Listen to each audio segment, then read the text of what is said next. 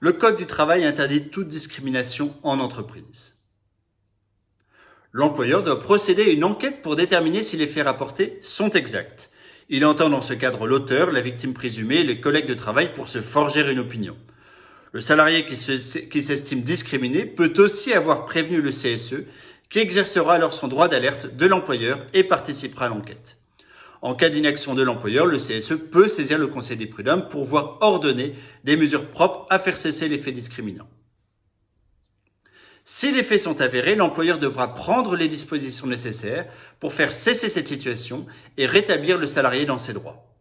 Si l'employeur reste inactif, une condamnation au paiement de dommages et intérêts en réparation du préjudice matériel et moral subi par le salarié pourrait être prononcée. Quand l'employeur constate que les faits de discrimination sont avérés, il ne doit pas tarder à sanctionner compte tenu du délai de prescription de 2 mois dont il dispose pour déclencher une procédure disciplinaire. S'il considère qu'il s'agit d'une faute grave, il devra se montrer extrêmement réactif.